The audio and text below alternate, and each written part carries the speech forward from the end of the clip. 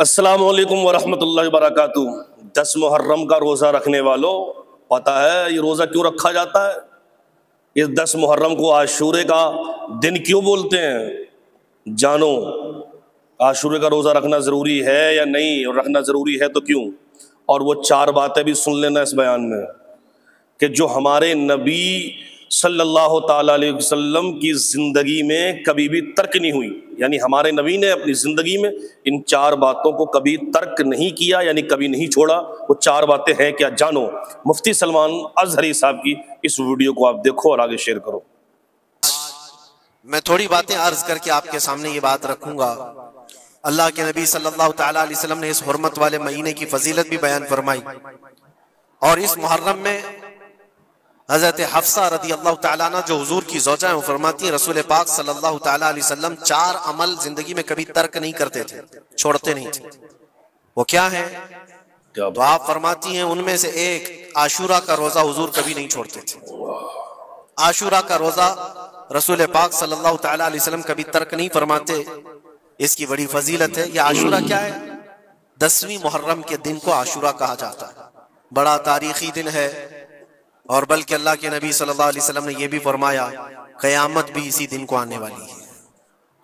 10 मुहर्रमुल हराम होगी और जुमा का दिन ही होगा, जिस दिन सूर फूंका जाएगा और पूरी दुनिया फना कर दी जाएगी और क़यामत का मंजर कायम हो जाएगा। आशूरा का दिन आता है तो ऐ मोमिनो, सब के सब अल्लाह की बारगाह में दौड़ आ जाओ, इबादत के लिए लग जाओ।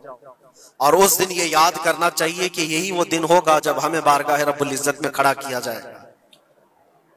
अव्वलीन से लेकर आखिरीन तक जितने भी पैदा हुए इस रोए जमीन पर, सबको उठाया जाएगा, हिसाब व किताब होगा, और वो 50,000 साल के बराबर का एक दिन होगा। उस दिन को याद करके आशूरा का एहतमाम करना जरूरी है। आशूरा में तो वैसी यादगारें बहुत हैं। आदम अलैहिस्सलाम के मुतालिक उनकी तौबा उसी दिन कबूल हुई।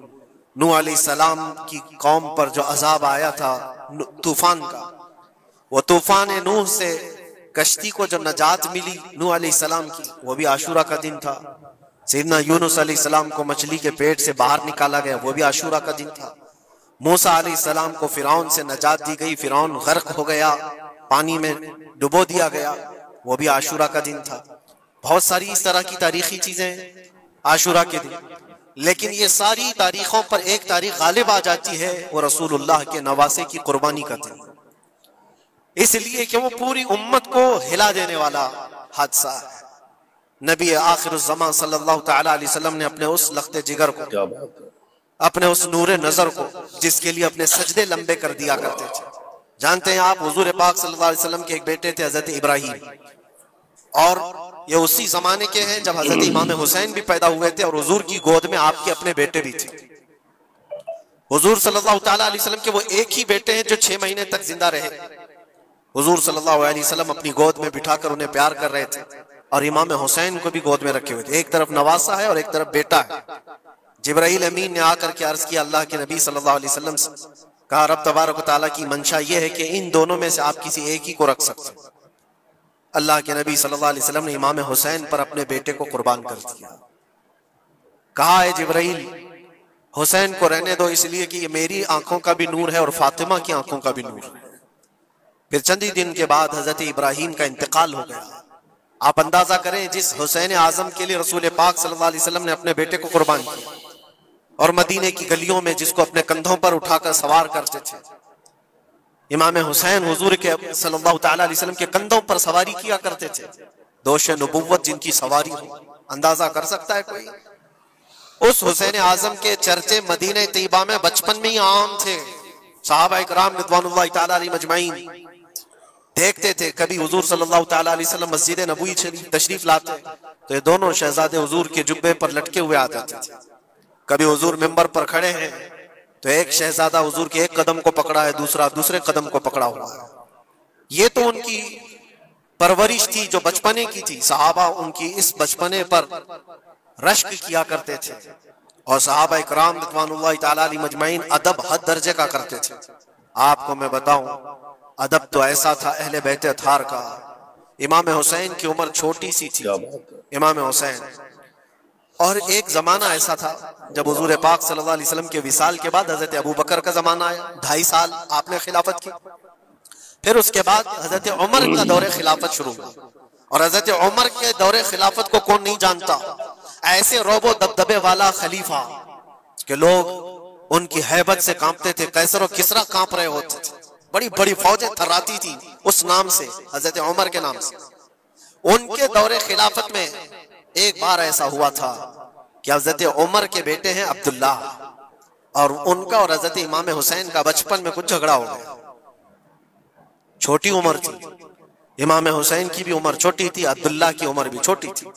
दोनों तकरार करते रहे, कुछ ना कुछ बातचीत हुई होगी। तो हजरत हुसैन ने हजरत अब्दुल्ला को गुस्से में यूं कहा, तू क्या मुझसे बहस करता है, तेरा बाप तो मेरे नाना का गुलाम था, खलीफा वक्त है वो। और उनको इस तरह से कहा, तेरा बाप आज जो खलीफा है वो मेरे नाना का गुलाम था। हजरत अब्दुल्ला को ये बात लगी, कहा मैं ये शिकायत अमीरुल मोमिनीन से करूंगा। वो दौड़ करके आए, खलीफा वक्त है जिसके सामने खड़े होने के लिए अच्छे अच्छे कांप जाते थे। बेटे ने आकर के कहा हजरत उमर फारूक से कि अब्बा आज मेरी हुसैन से तकरार हुई और झगड़े में उन्होंने मुझे यूं ताना मारा कि तेरा बाप मेरे नाना का गुलाम था। हजरत उमर उतर आए कुर्सी से और कहा, क्या हुसैन ने ऐसा कहा? कहा बिल्कुल ऐसा ही कहा। तो हजरत अब्दुल्ला कहते हैं, अब्बा का जलाल देख करके मैं समझ गया कि हुसैन को सजा मिलेगी। कहा जाओ हुसैन को बुला लाओ, हुसैन को बुला लाओ, उन्होंने ये कहा है मैं सुनना चाहता हूं। हजरत अब्दुल्ला दौड़े हुए गए, चंद और लोग भी साथ में आ गए कि हुसैन की पेशी हो गई है खलीफा वक्त के दरबार में।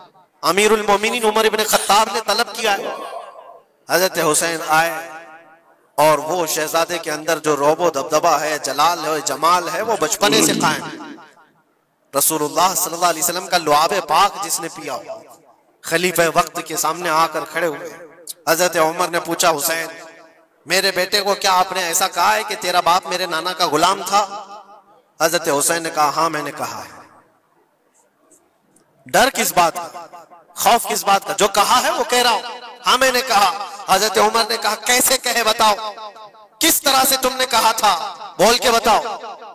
हजरत हुसैन ने कहा, मैंने अब्दुल्ला से कहा तेरा बाप मेरे नाना का गुलाम था। हजरत उमर ने कहा, और एक बार बोलो।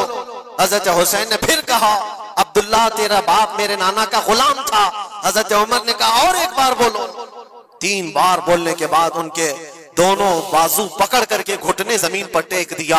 हजरत अमीरुल मोमिनीन कहते हैं, मेरी बख्शिश के लिए तुम्हारे जुमले ही काफी हो गए। आपने जो मुझे सनद दी है, ए हुसैन, बस ये जुमला कल क़यामत के दिन भी कह देना, जब मेरा हिसाब हो रहा हो तो इतना कह देना, अब्दुल्ला का बाप उमर मेरे नाना का गुलाम था। इसलिए कि रसूल करीम सल्लल्लाहु अलैहि वसल्लम ने फरमाया है, अल हसन वल हुसैन सय्यदा शबाब अहलिल जन्ना, हसन और हुसैन जन्नती जवानों के सरदार हैं। ये जिसे इजाजत दे दे वो जन्नत में चला जाएगा, जिसे ये कह दे वो कि ये मेरे नाना का गुलाम है। मुझे बताओ मेरे अजीजों, उस हुसैन आजम की बात मैं कर रहा हूँ, वक्त का बारौब खलीफा अमीरुल मोमिनीन उमर इब्न खत्ताब, जिनके सामने घुटने टेक करके बैठे और कहे ये जुमला दोबारा कहो, उनका मकाम क्या हो सकता है? हद दर्जे का अदब सहाबा इकराम के अंदर था। और एक मर्तबा ऐसा भी हुआ था, हजरत उमर मिंबर पर खड़े थे, हजरत इमाम हुसैन अपने घर से दौड़ते हुए आए। ये वो मंजर था जब उन्होंने अपने नाना को मिंबर पर खुतबा देते हुए सुना है।